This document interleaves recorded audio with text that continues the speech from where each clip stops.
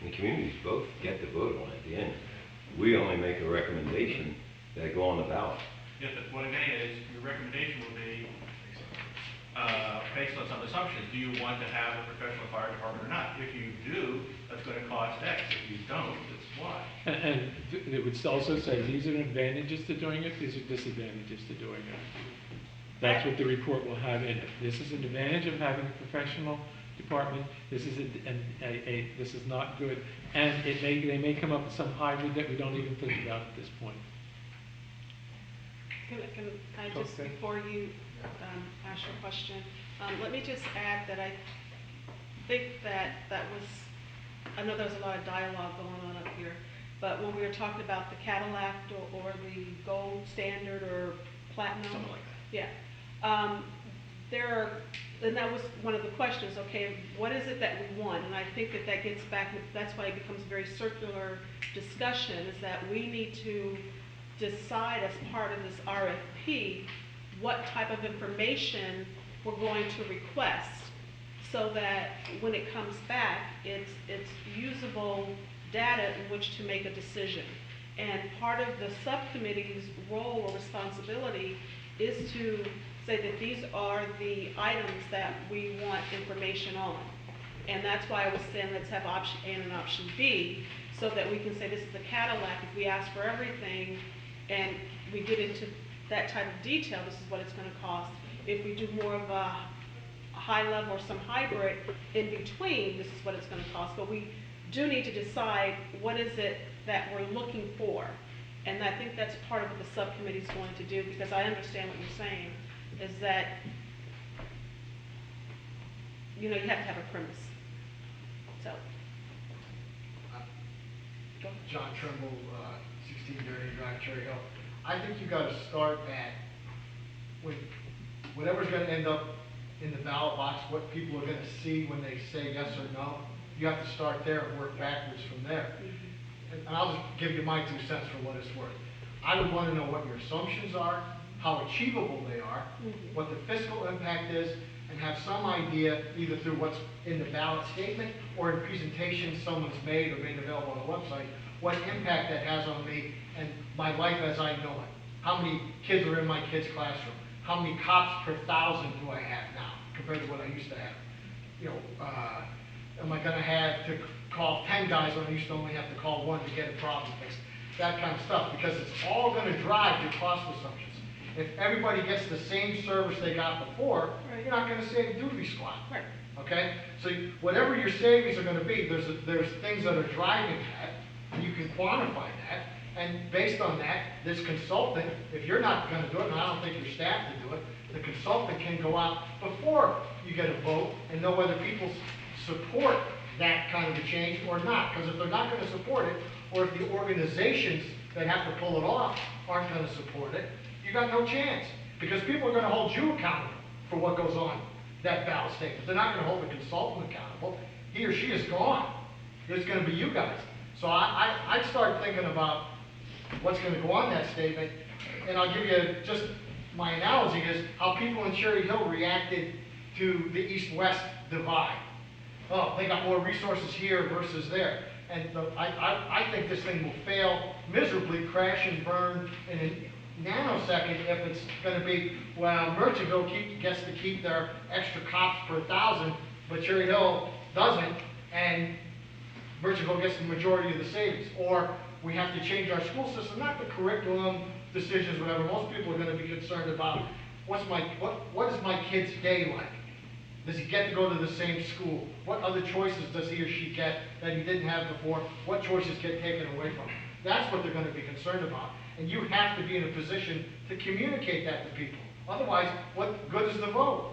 There will be, I know that at the end, we will have more than one community meeting, assuming that we approve the study that the consultants do. There'll be more than one public meeting where it's available, explained, discussed, questions are asked back and forth.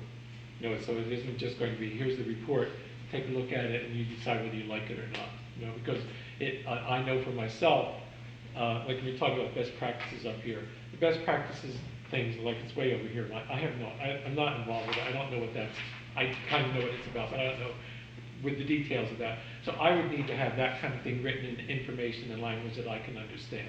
So it's important for me to make sure that the report has at least summary as we go through in common language so that everybody understands what the import of the recommendations would be, pluses and minuses. So it's not just the, whereas, and then, But you have to be in a position to tell people what you're gonna save, because you're not gonna do it unless you're gonna save money.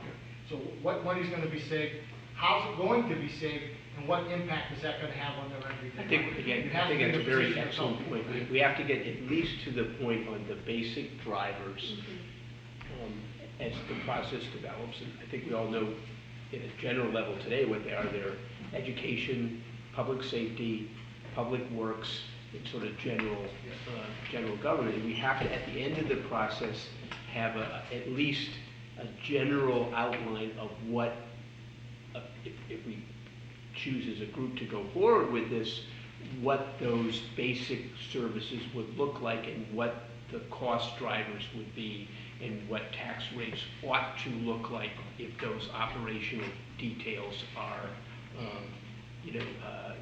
ultimately performed in that way.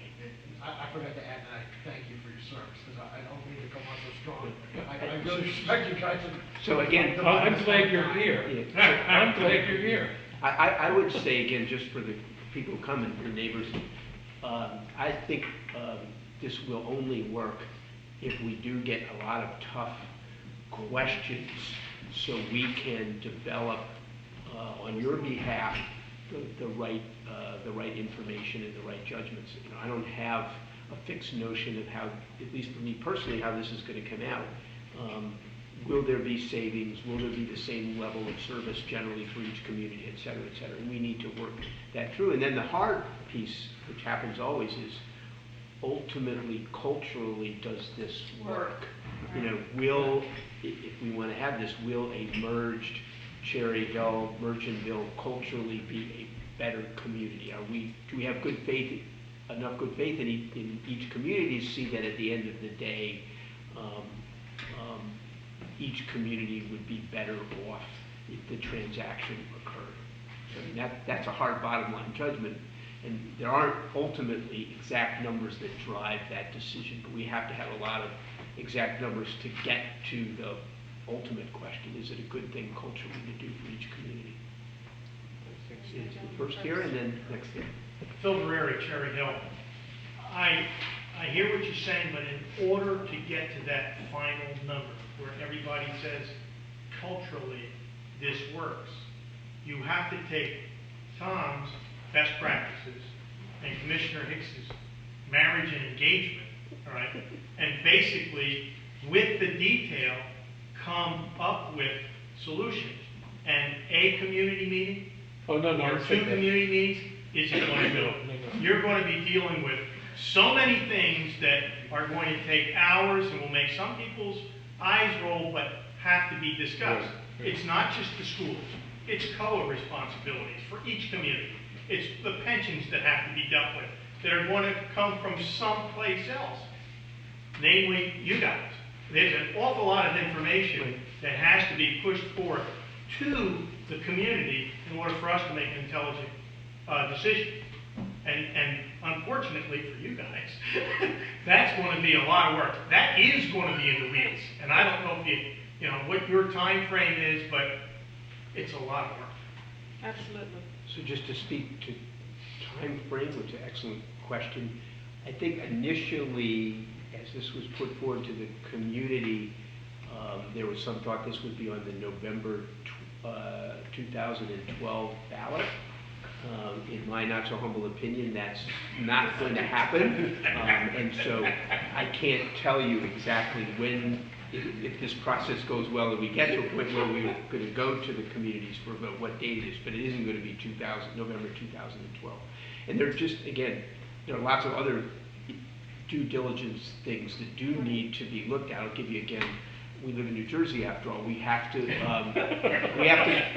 each community has to be, and I'm not kidding about this, each community has to be confident that there is not some huge environmental liability out there in the other community that would break the budget to try to respond to that if the municipality were liable for this. So there are all sorts of things like that that need to be looked at.